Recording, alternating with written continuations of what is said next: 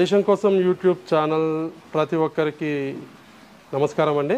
అలాగే రైతు సోదరులకు కూడా నమస్కారం అండి. ఇది వచ్చేసి నేను ఈ షెడ్ అనేది 2023 ఆగస్టు సెప్టెంబర్లో కన్స్ట్రక్షన్ చేసుకొని జరిగిందండి. నాకు ఇంచుమించు ఒక 7 లక్షల వరకు ఖర్చు వచ్చిందండి. మొత్తం ఫౌండేషన్ కాడికి వెళ్ళి ఈ కరెంట్ కానీ మ్యాట్స్ కానీ ప్రతిదీ వచ్చేసి నాకు 7 లక్షల వరకు ఖర్చు వచ్చింది. దీంతో పాటు అప్పుడు ఒక 9 ఆవులు అనేది ఫస్ట్ కావింగ్ కానీ ఒక 5 మొత్తం 9 ఆవులు తెచ్చాను. దాంట్లో వచ్చేసి 6 వచ్చేసి ఫస్ట్ కావింగ్వి, ఒక 3 ఆవులు వచ్చేసి సెకండ్ కావింగ్ తీసుకున్నాను. ఇంచుమించు నాకు అప్పుడు ఒక్కొక్క ఆవు 10 లక్ష ఇంచుమించు ఒక్కొక్క ఆవు 1,12,000 మాకు ఖర్చు అవ్వడం జరిగింది. ఇందులో వచ్చేసండి మనకు షెడ్ కూడా కన్స్ట్రక్షన్ ఎలాగంటే మనకు గాలి వెలుతురు మంచిగా రావాలని చెప్పి ఇప్పుడు ఉన్న షెడ్లు ఏంటంటే మనకు కిందికి ఉండి ఇబ్బంది అవుతున్నాయి, ఈ ఈగలు దోమలతో కూడా చాలా ఇబ్బంది అవుతుందని చెప్పి ఆలోచించి కొద్దిగా ఇది హైట్ ఉండాలని చెప్పి మనకు ఏదైతే రోడ్ ఉందో రోడ్ లెవెల్కి ఒక 3 ఫీట్స్ అనేది హైట్ అనేది తీసుకోవడం జరిగింది. దానితో ఏంటంటే 2 సైడ్ కట్టకం అనేది చేస్తాం కదా, సో వెలుతురు అనేది ఈ ఈగలు దోమలు అనేది రాకుండా ఉంటుంది. దాంతోపాటు వెలుతురు అనేది అటు ఇటు మంచిగా వస్తుంది. సో ఆవులు కూడా కంఫర్ట్గా ఉంటాయని చెప్పి ఏంటంటే హైట్ మీద కట్టడం జరిగింది. మొత్తం ఇది వచ్చి 54/34 తీసుకోవడం జరిగిందండి. 54 వచ్చేసి మనకి 50 ఫీట్ హైట్, 4 ఫీట్స్ బాటకు వదిలాము. ఈ 34లో 15 చేసి ఒక 4 ఫీట్స్ అనేది మనకు ఈ రెండింటి మధ్యన గల్లీ వదిలాము. ఇది ఎందుకు సార్ ఇది గల్లీ కూడా ఎందుకు వదలాల్సి వచ్చింది అంటే మనకు దాన వేసుకం కానీ కుట్టి వేసుకం కానీ అనేది ఈజీగా ఆవులకు ఈజీగా అవుతుంది, మనుషులకు మన వర్కర్స్కి ఈజీగా ఉంటుంది అని చెప్పి మధ్యాహ్నం గల్లీ ఉతకం అనేది జరిగింది. సార్ ఒక సైడ్లో ఎన్ని వస్తాయి మనకు వచ్చేసి ఒక సైడ్ వచ్చేసి 12 ఆవులు అనేది పడతాయండి.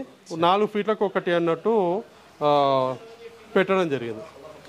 మొత్తం 50 ఫీట్లో మనకు అటు ఇటు గోడలు అవి పోగా మనకు ఆల్మోస్ట్ ఒక 48 ఫీట్స్ ఉందండి. సో ఆవుకి 4 లెక్క పెట్టినా కానీ 12 48 అని చెప్పి పెట్టడం జరిగింది. సార్ అంటే ఇవి ఎట్లా పెట్టించారు సార్? ఇవి దీని గురించి ఏమవుతుందంటే ఇప్పుడు ఆవులు అనేది కొట్లాడితే చేస్తాయి కదా, సో అవి ఏమవుతుందంటే కొట్టుకొని గాళ్ళలో పడి ఇబ్బంది పడి చనిపోయినవి కూడా చాలా డైరీలలో మనం చూసాము. సో ఇవన్నీ ఆలోచించుకొని దీనికి సేఫ్గా ఉండడానికి అని చెప్పి ఈ రకంగా అనేది స్ట్రక్చర్ అనేది చేసుకొని జరిగిందండి. అంటే ప్లానింగ్ మీదేనా సార్? నేనే స్వతహాగా నేను ఆలోచించుకొని చూశాను. అంటే 1-2 షెడ్లు చూసి కన్స్ట్రక్షన్ అనేది చేసుకొని జరిగింది. ఈ షెడ్ వచ్చేసి కూడా ఏంటండి హైట్ వచ్చేసి 9 ఫీట్లు పెట్టుకొని జరిగింది. సైడ్కి మనకి సెంటర్ వచ్చేసి 5.5 ఉందండి. ఆల్మోస్ట్ 14 సెంటర్ వచ్చేసి 14.5 హైట్, ఈ సైడ్కి వచ్చే వరకు 9 ఫీట్ ఉందండి. అంటే కింద 3 ఫీట్ ఉంది. మనకి ఈ బేస్మెంట్ నుంచి మనకి ఏదైతే ఈ ఫ్లోర్ ఉంది కదా, ఈ ఫ్లోర్ నుంచి 9 ఫీట్ అనేది వదిలిపెట్టుకొని జరిగింది. ఇంకోటి ఈ రేకులు అనేది చాలా మటుకు ఏంటంటే ఈ మధ్య ఐరన్ రేకులు అనేది వేసుకొని జరుగుతుందండి. మనకు ఏంటంటే ఐరన్ రేకులతోటి ఏమవుతుంది అంటే హీట్ అనేది ఎక్కువ అబ్జర్ప్షన్ చేస్తుంది. సో సిమెంట్ అనేది ఏంటంటే దాంతో కంపేర్ చేస్తే జర కూల్ అనేది ఉంటుంది. సో మనం వచ్చేసి సిమెంట్ రేకులు అనేది ఆవులకు ఇబ్బంది. కాస్ట్ విషయంలో ఎట్లుంటుంది సార్? అవి మనకు ఆవులు ఇబ్బంది పడవద్దన్న ఉద్దేశంతో సిమెంట్ రేకులు వాడకం జరిగింది. ఇంకోటి ఏంటంటే మనకు కాస్ట్ పరంగా చూసుకుంటే కూడా ఐరన్ రేకులతో కంపేర్ చేస్తే సిమెంట్ రేకులు అనేది కాస్ట్ తక్కువ. మనం యాక్చువల్గా అసలు మన ఆలోచన దీనికి షెడ్ కూడా ఎందుకు ఇలా కట్టడం జరిగింది అంటే ఆవులు అనేది పాలు విండిన తర్వాత అది మేత తిన్న తర్వాత ఫ్రీగా ఉండడానికి అని చెప్పి మనం కొద్దిగా ప్లేస్ వదలడం జరిగింది. కాకపోతే అది ఇంకా కన్స్ట్రక్షన్ అనేది పూర్తిగా చేయలేదు. ఇంకోటి ఏంటంటే ఈ సైడ్కి ఇవి మన ఐరన్ రాడ్స్ ఉన్నాయి కదండి, ఆవులు ఏంటంటే ఇట్లే వదిలినప్పుడు వెనక్కి పోయి కింద పడకుండా ఉన్న ఉద్దేశంతో ఆ ఐరన్ రాడ్లు కూడా పెట్టడం జరిగింది. వీటికే ఇక్కడ హౌస్ కూడా కట్టడం జరిగిందండి. ఇటు సైడ్ సపరేట్గా వాటర్ అనేది మనకు హౌస్లో తాగి బయటకు అనేది బయటకు వదిలే విధంగా అనేది మనము ప్లాన్ చేసుకున్నాం అనమాట. అంటే ఇక్కడ వాటర్ తాగి దానంతట బయటకు కొట్టేస్తే అంటే ఇప్పుడు దీంట్లో ఓన్లీ ఫీడ్ వేస్తామండి. దాంతోపాటు దానా మార్నింగ్ టైం వచ్చేసి వాటర్ ఇస్తామండి. ఒక గంట 2 గంటలు అనేది మొత్తం వాటర్ నింపి వదిలేస్తాం అనమాట. ఒక 1-2 అవర్స్ అది తాగేంత వరకు తాగుతుంది, వదిలేస్తుంది. తర్వాత మళ్ళీ క్లీనింగ్ చేసేటప్పుడు ఏంటంటే మళ్ళీ టబ్ తోటి కూడా మనము వాటర్ అనేది తాపించడం జరుగుతుంది. సార్ అయితే ఇప్పుడు అన్ని షెడ్లలో చూస్తే మ్యాట్లు ఉన్నాయి, ఫ్యాన్లు ఉన్నాయి. అవునండి. వాటి గురించి చెప్పండి సార్. ఇంకొకటి ఏంటంటే ఇప్పుడు ఈ షెడ్ వచ్చి ఓన్లీ మన అంటే కొత్తగా ఈ ఆవుల గురించి అన్నట్టు పెట్టడం జరిగింది. ఇంకోటి ఏంటంటే ఇప్పుడు ఈ మనకు మన దగ్గర ఉన్న వర్కర్స్ కూడా ఇబ్బంది పడకుండా ఉండడానికి మిల్కింగ్ మిషన్ అనేది పెట్టడం జరిగింది. సో మనకు అబౌట్ 10 ఇచ్చేవి మనకు ఆల్మోస్ట్ మోర్ దెన్ 10 ఇచ్చే ఆవులు ఉన్నాయండి. ఇప్పుడు ఈ పక్కన మీరు చూసినట్టయితే ఆల్మోస్ట్ 15 to 20 మధ్యన ఇచ్చే ఆవులే ఉన్నాయండి. ఇవన్నీ ఇవి మొత్తం వచ్చేసి 15 to 20 ఇచ్చే ఆవులు అనమాట. ఇవి వచ్చేసి ఏంటంటే మిల్కింగ్ మిషన్ పెట్టి పాలు అనేది తీయడం జరుగుతుంది. ఇంకొకటి అండి, మన వర్కర్స్ని మనం ఎంత మంచిగా చూసుకుంటే వాళ్ళు కూడా మనకు అంత సహకరిస్తారు. సార్ ఇవి మనకు ఈ గాలి వెలుతురుతో పాటు ఈ ఫ్యాన్స్ కూడా పెట్టించి ఇంకోటి ఏంటంటే అండి, మనకు ఈ ఎండాకాలం వచ్చే వరకు కూడా ఎండాకాలం అటు ఇటు ఈ దోమలతోటి ఈగలతోటి బాధపడతాం కదా. అంటే మనం అంత పెండలలో ఆడి ఉంటాయి కదా, మొత్తం పెండేస్తుంటే ఏరుతుంటాయి. ప్రతిసారి మనం ఒక వర్కర్ వచ్చి అది తీయాలన్నా చేయాలన్నా కానిపది. సో ఇవన్నీ ఏంటంటే ఈగలు దోమలు అనేవి అన్నీ జమ అవుతాయి. సో అట్లా ఆవులు ఇబ్బంది పడవద్దన్న ఉద్దేశంతో ఫ్యాన్లు కూడా ఇన్స్టాల్ చేయడం అనేది జరిగింది. సార్ వీటితో పాటు మనకి ఆవులకు మ్యాక్సిమం మ్యాట్స్ కనిపిస్తున్నాయి. అంటే ఇవి ఏ సంవత్సరం నుంచి వీటికి ఏర్పాటు చేశారు సార్? ఇంకోటి అండి, మన హైల్డర్స్ ఆవులు వచ్చే వరకు ఏమవుతుంది అంటే కంపల్సరీ పొదవు అనేది జర సైజు ఉంటుంది.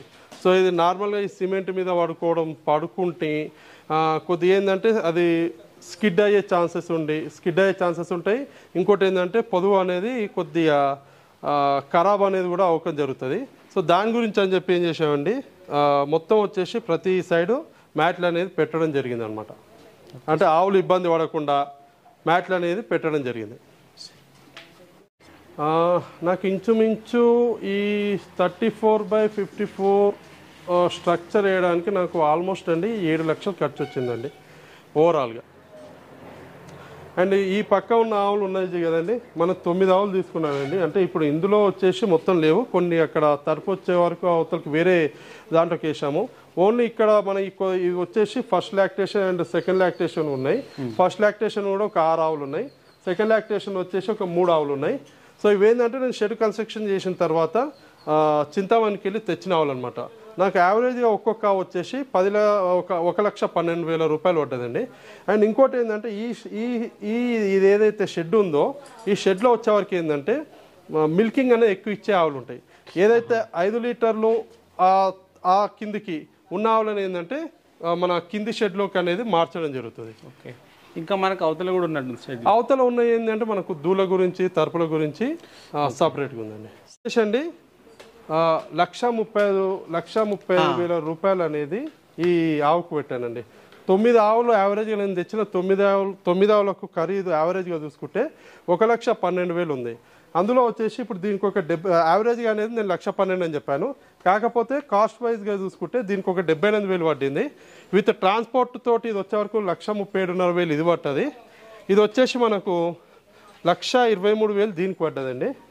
అలా చెప్పుకుంటూ పోతే ఒకటి 99,000, ఒకటి 1,10,000, యావరేజ్గా నాకు వచ్చేసి 1,12,000 అనేది మనకు సరాసరి ఆవుకి పెట్టుబడి అయిందండి. ఇప్పుడు ఏదైతే మనం చెప్పాము కదా కొత్త షెడ్లో అనేది మనకు వచ్చేసి పాలు అనేది ఎక్కువ ఇచ్చే వీటిని కొత్త షెడ్లో పెట్టాము. కొత్త షెడ్ దాంట్లో ఏంటంటే మనకు మిల్కింగ్ మిషన్ అనేది ఇన్స్టాల్ చేసుకోవడం జరిగింది 2 దిక్కుల. సో హైల్డర్స్ వచ్చేసి మనం కొత్త షెడ్లో పెట్టాము. ఏదైతే పాలు తక్కువ ఇచ్చే ఆవులు ఏవైతే ఉన్నాయో దీని కింది షెడ్లో వచ్చేసి కింది షెడ్లకు అనేది పంపిస్తాము. ఇదేంటంటే ఆల్మోస్ట్ అన్ని కలుపుకొని కూడా మొత్తం ఒక 11 వరకు పడతాయి. ఇందులో ఉండి ఆవులు అనేది 11 ఆవులు పడతాయి. ఇంచుమించు ఒక 40-50 లీటర్ల పూటకు అనేది 40-50 లీటర్లు అవుతాయి. సో మన వర్కర్కి కూడా ఏమవుతాయంటే పాలు తీసుకొని కూడా ఇబ్బంది కాదు అన్న ఉద్దేశంతో పాలు కూడా ఇప్పించడం అనేది ఇబ్బంది కాదు. సో తక్కువ ఉన్నాయి మొత్తం చేతితోటి అనేది అల్కా విండేస్తాడు. ఈ తగ్గు కూడా వచ్చినాక దీనిలాగా తీసుకొస్తారా? వీటి కెపాసిటీ తగ్గిన తర్వాత దీంట్లోకి అనేది మనం చేంజ్ చేస్తాం అనమాట. వచ్చేవరకు చాలా అనేది ఒక 50 ఇంచుమించు 50 మీద మనకు దూళ్ళు కానీ ఆవులు కానీ ఉన్నాయి కదా. సో ఏంటంటే మనం ఎంత తెలిసినా కానీ చివరికి వచ్చే వరకు మనం ఐడెంటిఫై చేయాలంటే చాలా ఇబ్బంది అవుతుంది. సో దాని గురించి అని చెప్పి నెంబరింగ్ అనేది ఇవ్వడం జరిగింది, ట్యాగ్ అనేది ఇవ్వడం జరిగింది. ఇంకోటి దీంతో ఉపయోగం ఏంటి అంటే అండి, మనం ఏ ఆవు కానీ ఏది కన్ఫర్మ్ అయింది ఏది కన్ఫర్మ్ కాలేదు, కన్ఫర్మ్ అయితే ఎన్ని నెలలు ఉంది, అంటే ఇక డెలివరీ టైం ఎంత ఉంది, ఇది మనం ఈజీగా కూడా ఏంటంటే మనం ఐడెంటిఫై చేసుకోవచ్చు. నేను ఇవేంటంటే మొత్తం నోట్ చేసుకొని నేను సిస్టంలోనే ల్యాప్టాప్లోనే ఎంట్రీ చేసుకుంటాను అనమాట. అంటే